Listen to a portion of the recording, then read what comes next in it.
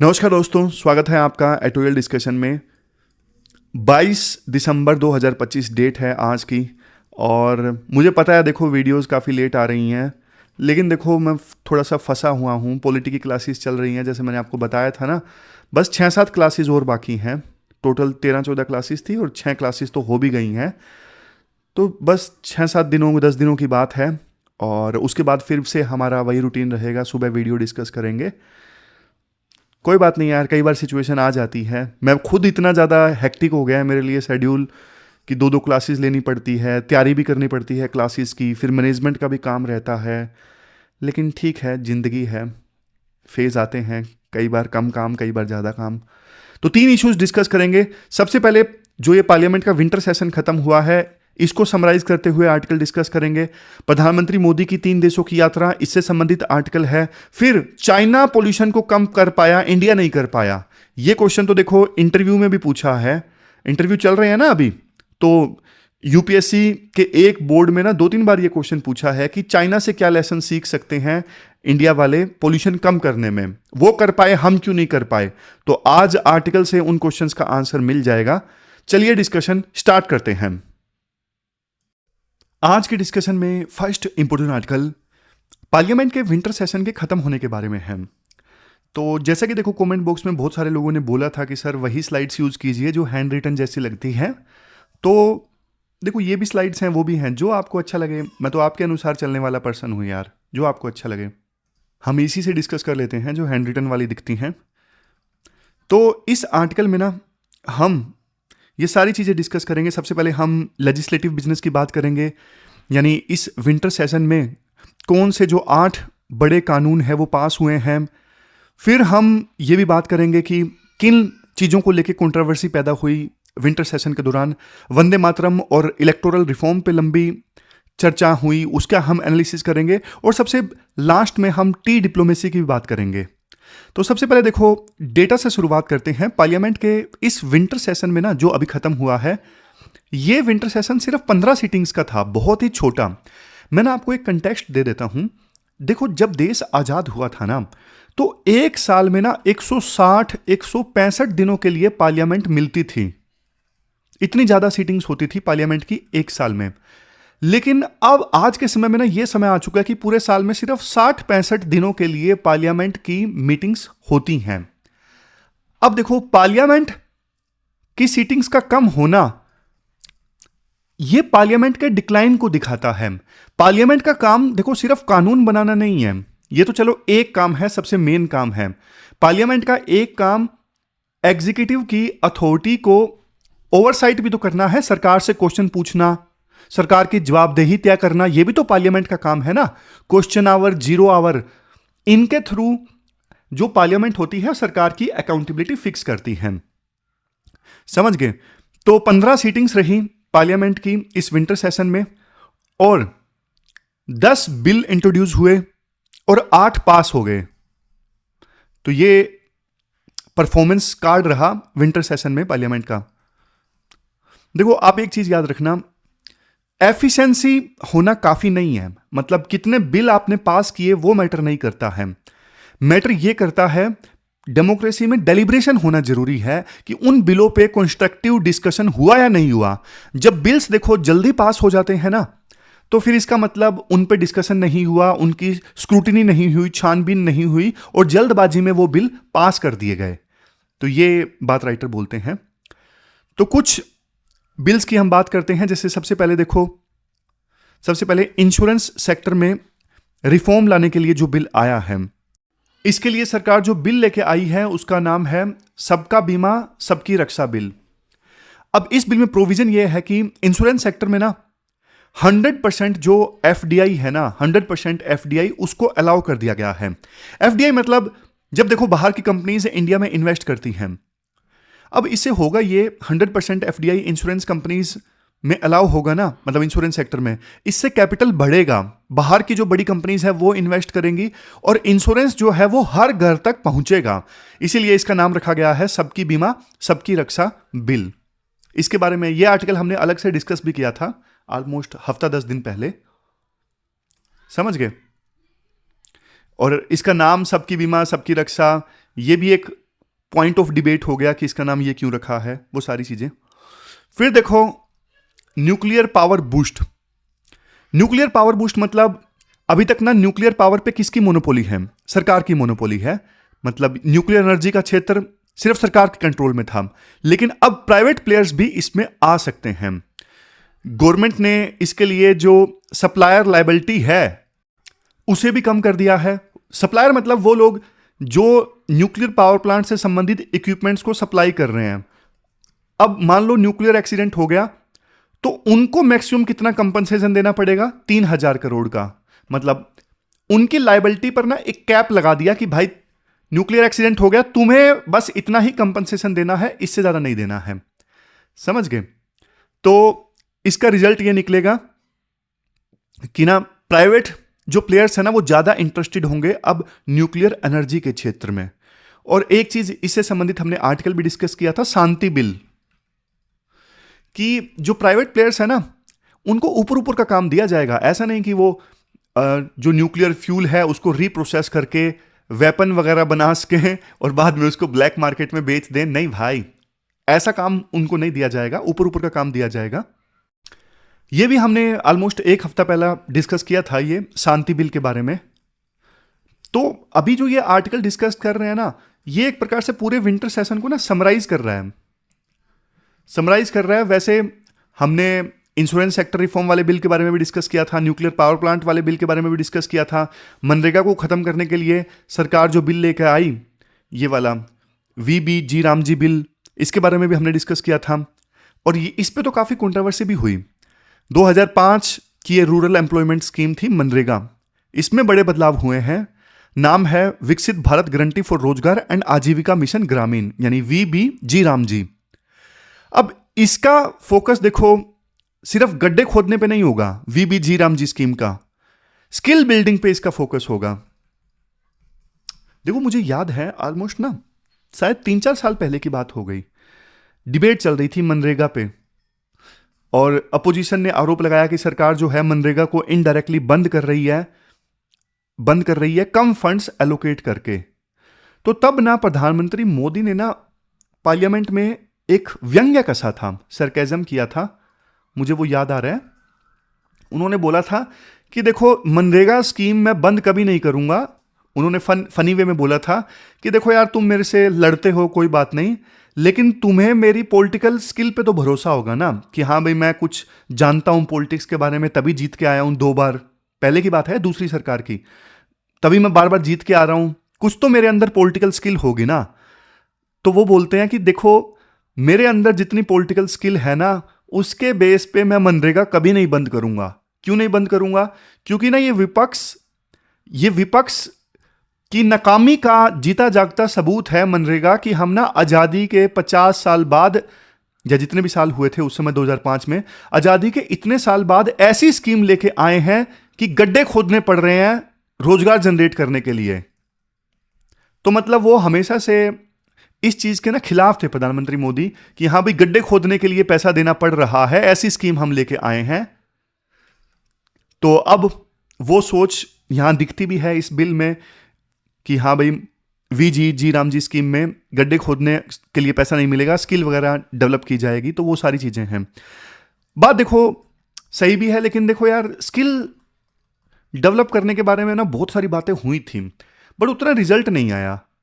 ना तो अच्छी स्किल दे पाए हैं हम हमारे देश में युवा लोगों को। इतनी सारी स्किल बिल्डिंग स्कीम्स चलाई थी, स्किल इंडिया मिशन बहुत सारी चलाई थी, कोई खास कामयाब हुई नहीं। दूसरा, स्कूल एजुकेशन को वोकेशनल स्किल से जोड़ने की बात हुई थी, वोकेशनल एजुकेशन से, उसमें भी कुछ खास काम नहीं हुआ और उस हिसाब से जॉब्स भी नहीं पैदा हुई। समझ गए? चलो अब तीसरी बात करते हैं, क्लीनिंग द जंक, मतलब चौथे बिल की बात करते हैं। जंक मतलब कचरा।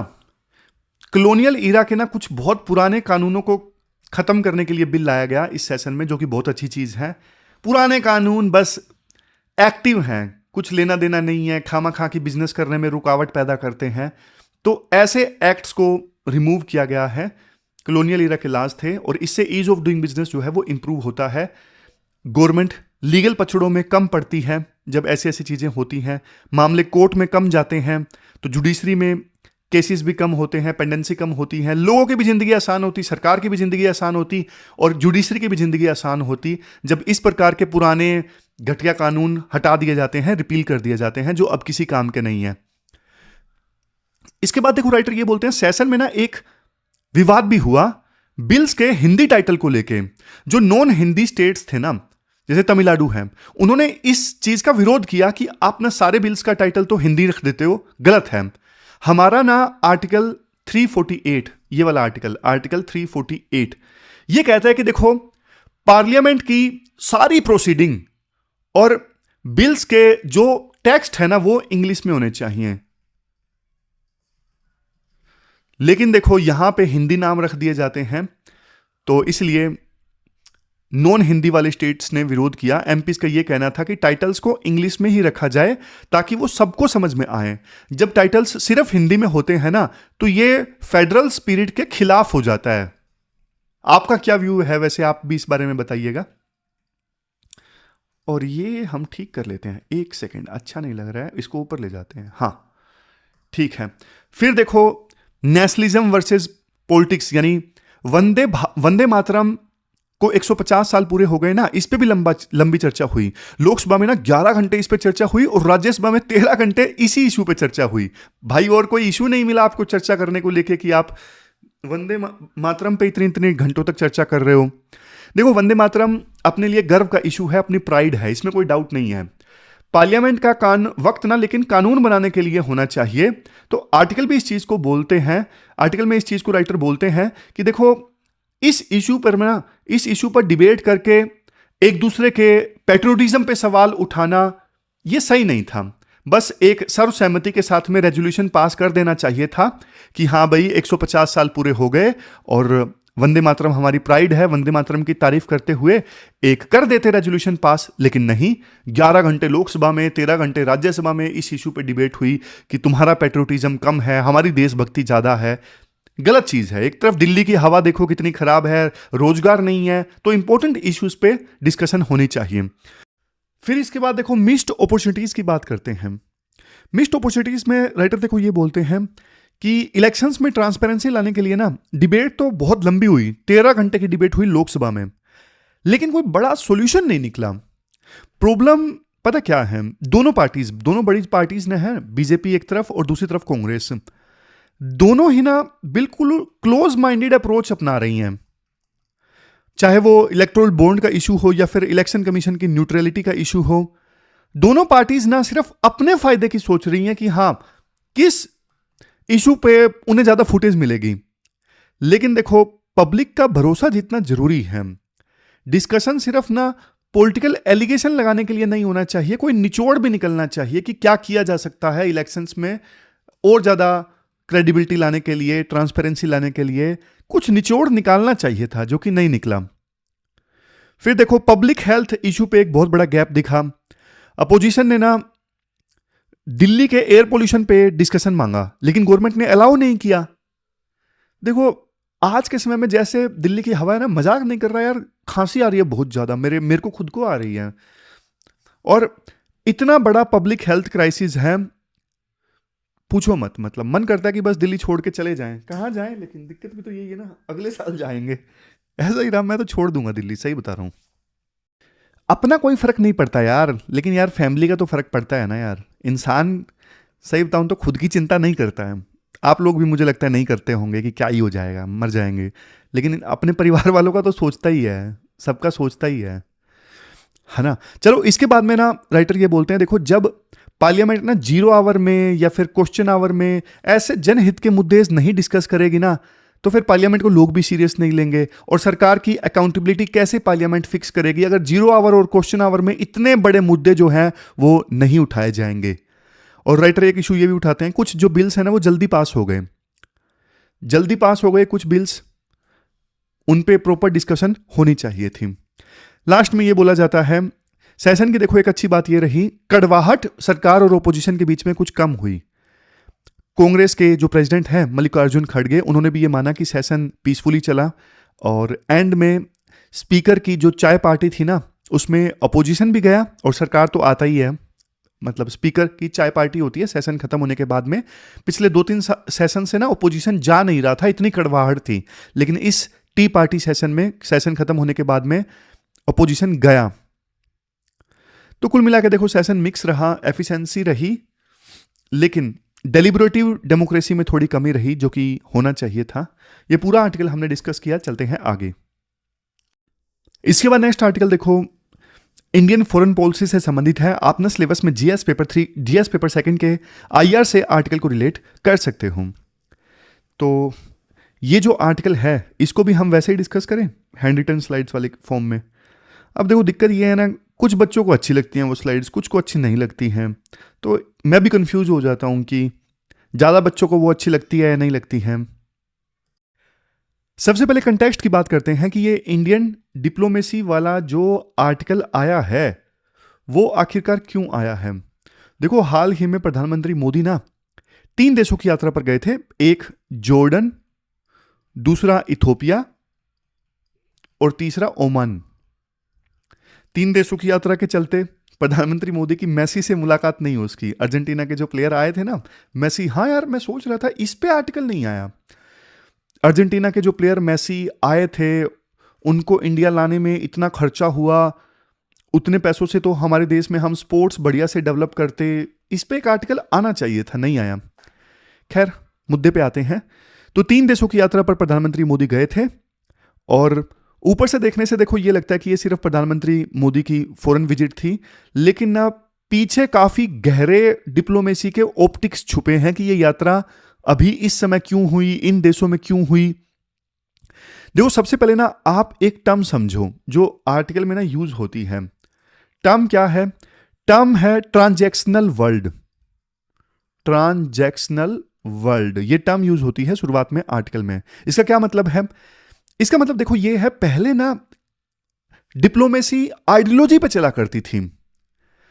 मतलब जैसे कोल्ड वॉर के दौरान आपको याद होगा कि या तो आप यूएसए के साथ हो या फिर यूएसएसआर के साथ हो। यूएसएसआर का साथ मतलब आप कम्युनिज्म सोशलिज्म के साथ में हो, और यूएसए के साथ मतलब आप लिबरलिज्म का साथ दे रहे हो, कैपिटलिज्म का साथ दे रहे हो, वो सारी चीजें पहले आइडियोलॉजी पे चला करती थी डिप्लोमेसी। अब दुनिया ना ट्रांजैक्शनल हो गई है। ट्रांजैक्शनल मतलब लेन देन पे, तुम मुझे कुछ दो मैं तुम्हें कुछ दूंगा।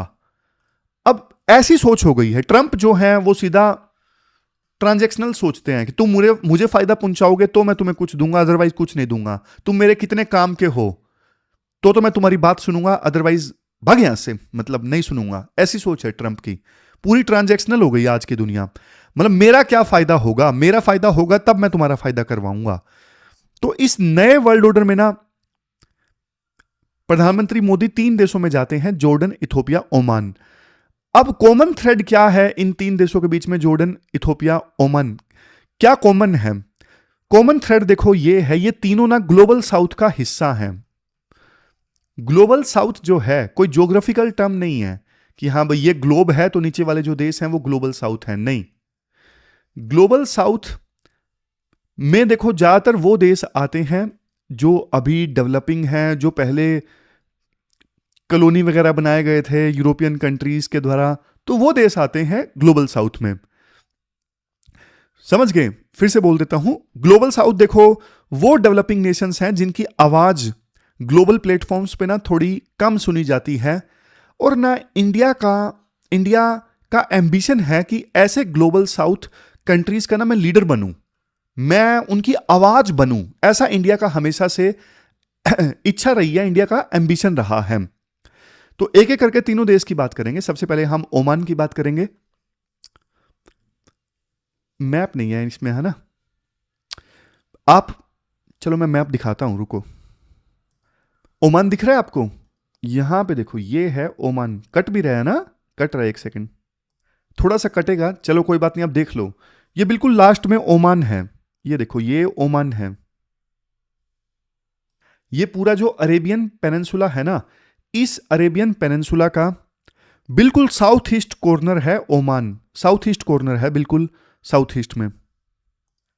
प्रधानमंत्री मोदी ने ना यहां पर ओमान के जो सुल्तान है ना, क्या नाम है इनका, हैथम बिन तारिक, एक सेकंड में अगली स्लाइड निकालनी थी ना। ये देखो, ये ओमान की हमने बात की। इनके सुल्तान थे सुल्तान हैथम बिन तारिक। इनके साथ में प्रधानमंत्री मोदी ने मुलाकात की और यहाँ पे सबसे बड़ा जो कीवर्ड डिस्कस हुआ, जो मीटिंग से निकल के आया, वो था सेपा। क्या? सेपा। सेपा मतलब कॉम्प्रिहेंसिव इकोनॉमिक पार्टनरशिप एग्रीमेंट। थोड़े बेसिक्स क्लियर कर देता हूं। एक होता है फ्री ट्रेड एग्रीमेंट, कि दोनों देश आपस में ट्रेड करेंगे तो टैरिफ वगैरह नहीं लगाएंगे या फिर मिनिमम लगाएंगे।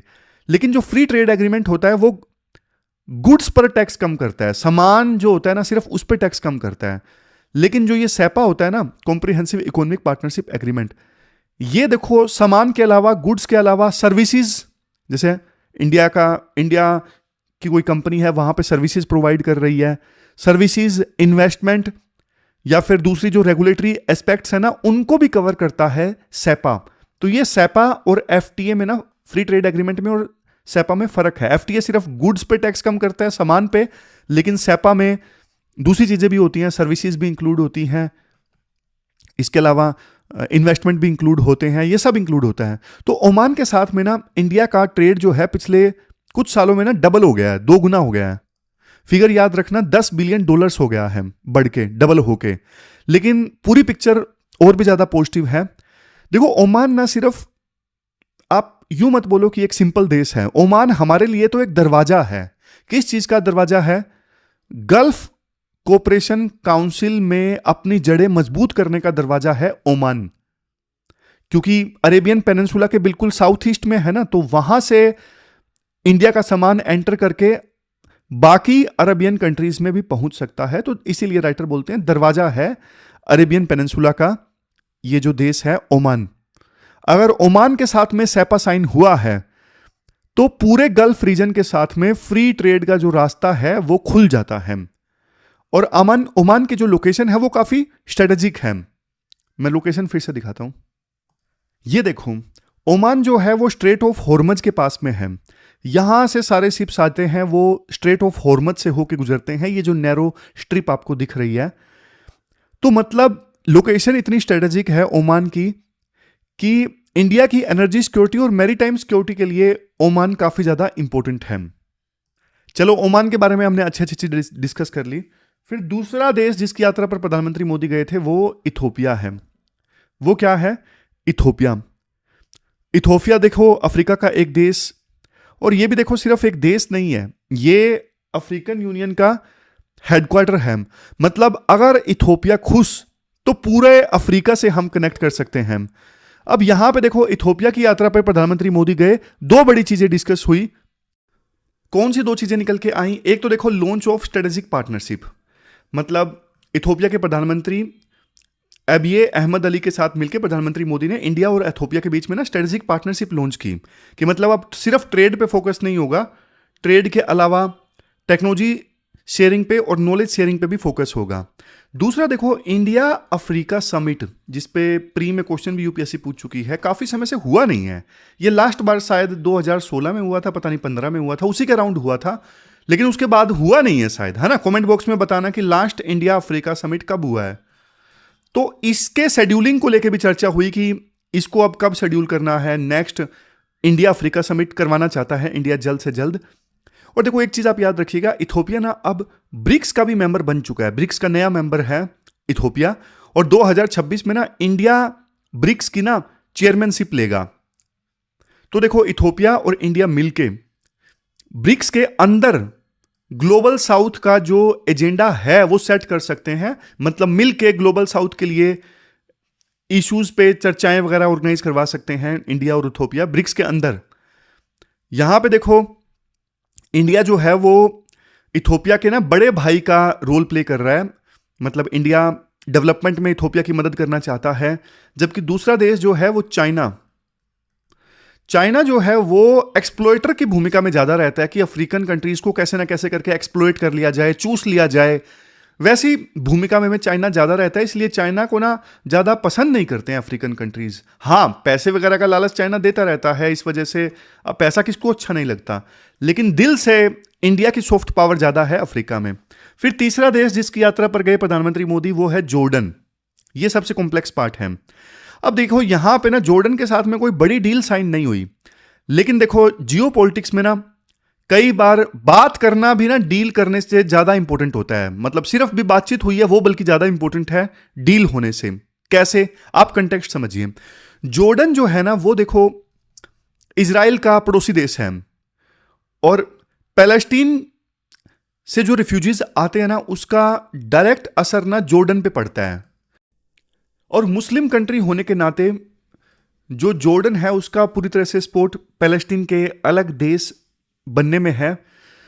इंडिया का इंटरेस्ट देखो इसलिए है जॉर्डन में, एक ना कॉरिडोर अनाउंस हुआ था, India middle east Europe economic corridor, India middle east Europe economic corridor. ये जो कॉरिडोर है ना ये देखो इंडिया से होके यूरोप तक जाता है और बीच में जॉर्डन एक हब बनता है। लेकिन ये दिक्कत ये है, पैलेस्टीन इजराइल के बीच में वार स्टार्ट हो गया ना, तो उसके बाद से ये जो कॉरिडोर है ना ठंडे बस्ते में चला गया है। वैसे ये चाइना के बेल्ट एंड रोड इनिशिएटिव का जवाब था। तो मोदी जी का वहां पे जाना जॉर्डन में एक प्रकार से सिग्नल था कि हम पैलेस्टीन के काज को सपोर्ट करते हैं और हम टू स्टेट सॉल्यूशन की थ्योरी में विश्वास रखते हैं कि इजराइल के अलावा एक और देश होना चाहिए, पैलेस्टीन यानी इजराइल अलग और एक सोवरेन इंडिपेंडेंट कंट्री पैलेस्टीन अलग। तो इसी वजह से राइटर बोल रहे हैं कि जॉर्डन में जाना ये एक बड़ा संकेत था। और ना इसको हम बोल सकते हैं डी हाइफनेशन। डी हाइफनेशन कैसे बोल सकते हैं हम, आप थोड़ा ध्यान से सुनिएगा। डी हाइफनेशन मतलब देखो हम दुश्मनों से ना अलग अलग रिश्ता रख रहे हैं, दो दुश्मनों को हम एक साथ जोड़ के नहीं देख रहे हैं। जैसे कई बार ना यूएसए के संदर्भ में बोला जाता है कि पहले ना यूएसए इंडिया पाकिस्तान को ना एक ही पॉलिसी के रूप में देखता था कि अच्छा इंडिया पाकिस्तान, जब भी वहां के राष्ट्रपति आते तो वो इंडिया भी आते, राष्ट्रपति भी आते, दोनों के बीच में हाइफनेट लगा के देखता था कि इन दोनों को एक साथ डील करना है। बट इंडिया बहुत तेजी से ग्रो कर गया तो यूएसए ने ना दोनों के बीच में ना डी हाइफनेशन कर दिया कि हम इंडिया बहुत आगे निकल गया है, इंडिया से हम अलग से डील करेंगे और पाकिस्तान अब छोटा मोटा देश है। जब इंडिया से डील करेंगे तो सिर्फ पाकिस्तान के बारे में नहीं सोचेंगे क्योंकि इंडिया अब अलग लेवल पे पहुंच गया है। तो ये मैंने आपको डी हाइफनेशन का मतलब समझाया कि मतलब दो दुश्मनों से अलग अलग रिश्ते रखना, यह मतलब होता है डी हाइफनेशन का। एक तरफ देखो प्रधानमंत्री मोदी जॉर्डन में अरब लीडर्स से मिल रहे हैं और गजा में पीस लाने की बात कर रहे हैं। दूसरी तरफ एस जयशंकर उसी वक्त इजराइल में नेतन्याहू के लीडर से मिल रहे हैं। तो सोच के देखो दोनों से हम एंगेज कर रहे हैं, दोनों दुश्मन हैं, अरब देश और इजराइल, दोनों से हम अलग अलग समय पे डील कर रहे हैं। मतलब हमने दोनों के बीच में ना डी हाइफनेशन कर दिया है कि दोनों से हम डील करेंगे, अलग अलग डील करेंगे। तो ये इंडिया का ना एक बैलेंसिंग एक्ट है। इंडिया अरब वर्ल्ड को ये बोल रहा है कि हम आपके साथ में हैं, हम पैलेस्टीन को ना भूले नहीं है, लेकिन इंडिया जो है वो इजराइल को भी नहीं छोड़ना चाहता है, इजराइल को भी नहीं छोड़ रहा है। तो लास्ट में देखो राइटर ये बोलते हैं ये सारे जो ऑप्टिक्स है ना, एक्टिविटीज, कहां जा रहे हो, कहां क्या एंगेजमेंट आप कर रहे हो, क्या डील कर रहे हो, ये सारे ऑप्टिक्स अच्छे हैं। बट देखो रियलिटी काफी हार्ड है, सच्चाई कड़वी होती है। हम देखो जॉर्डन में ये बोलते हैं पैलेस्टीन स्टेट बनना चाहिए, पर क्या सेम बात हम नेतन्याहू के मुंह पर बोल पाएंगे? जब नेतन्याहू अगले साल इंडिया की यात्रा पर आएंगे तो नेतन्याहू के मुंह पे हम ये बात बोल पाएंगे कि हम पैलेस्टीन के काज में विश्वास रखते हैं? नहीं बोल पाएंगे उनके सामने। तो देखो डिप्लोमेसी सिर्फ ना फोटो खिंचवाना नहीं होता। आर्टिकल का कंक्लूजन यही है, अगर इंडिया को वास्तव में ग्लोबल साउथ का लीडर बनना है ना तो अपना जो स्टांस है वो कंसिस्टेंट रखना पड़ेगा। सिर्फ दोस्ती का दिखावा करने से काम नहीं चलेगा। हमें देखो इजराइल को भी पुश करना पड़ेगा कि वो गजा में शांति लेके आए, क्योंकि देखो ये हमारे लिए भी फायदेमंद है। अगर गजा में शांति आते हैं तो India middle east Europe economic corridor का जो सपना है वो पूरा होगा और इसका फायदा इंडिया को होगा मेनली। तो ये पूरा आर्टिकल हमने डिस्कस किया इंडिया की जो डिप्लोमेसी रही उससे संबंधित। अब चलते हैं आगे।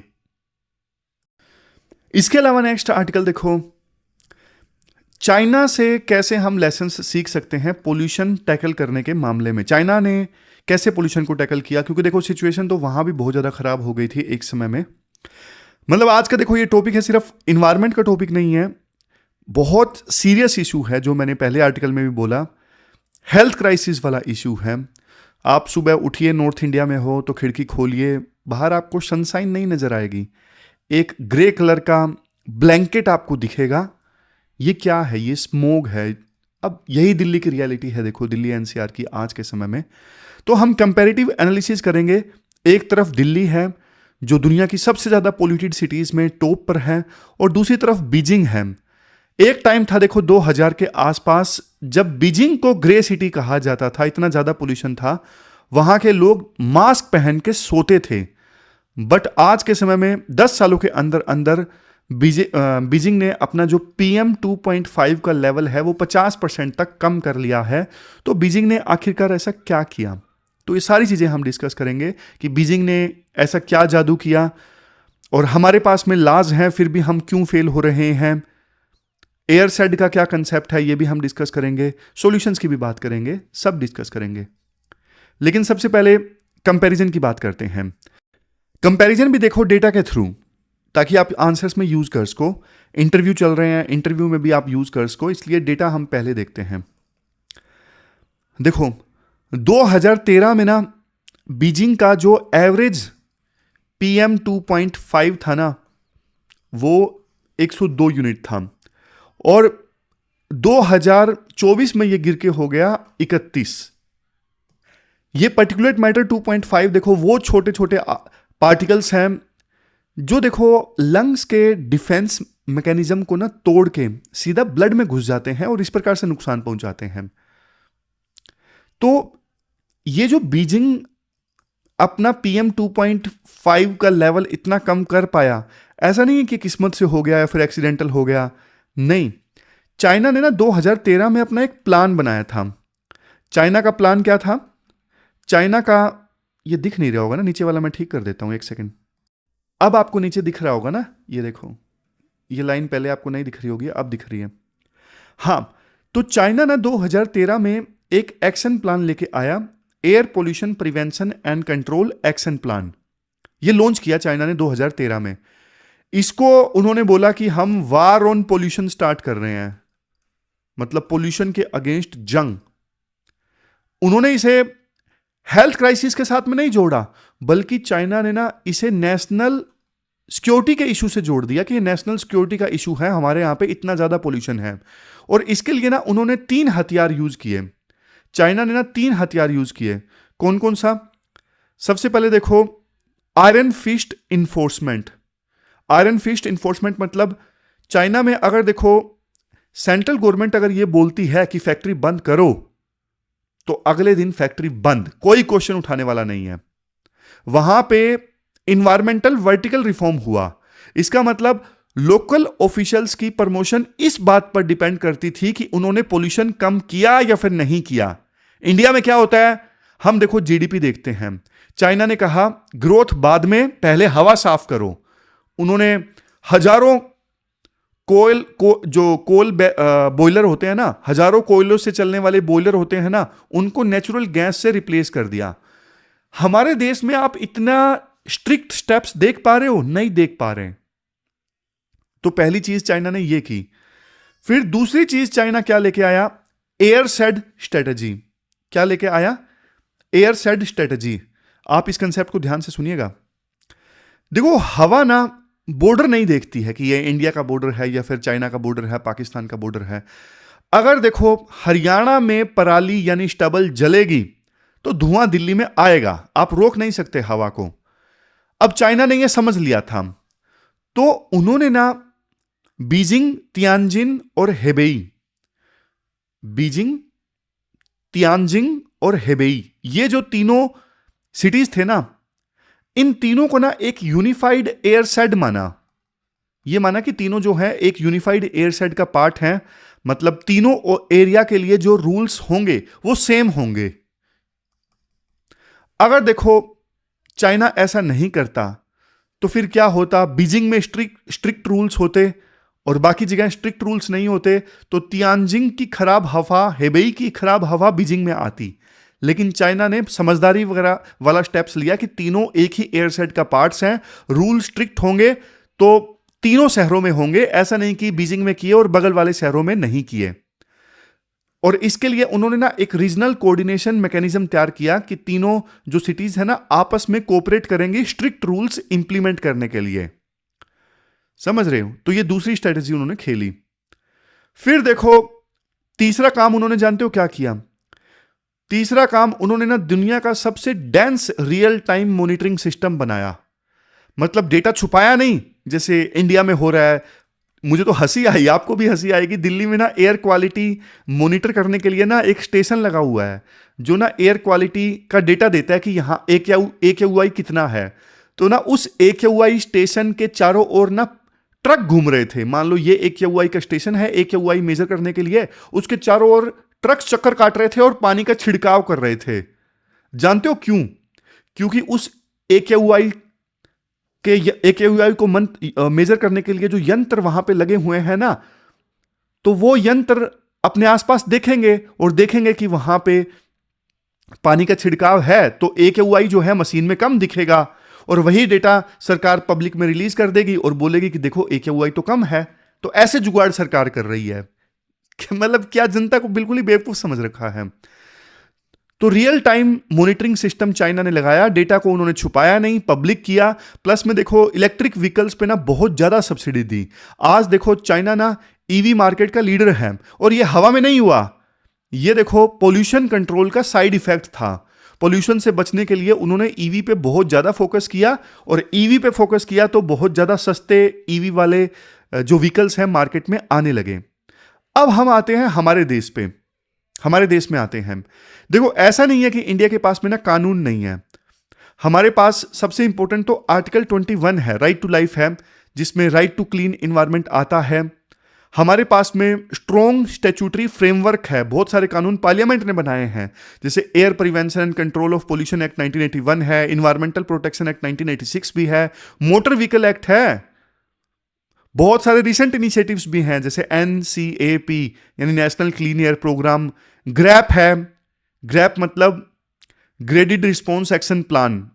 एयर क्वालिटी इंडेक्स में कितना नंबर है उसके हिसाब से ग्रैप की स्टेजेस लागू हो जाती हैं, ग्रैप 3, ग्रैप 4।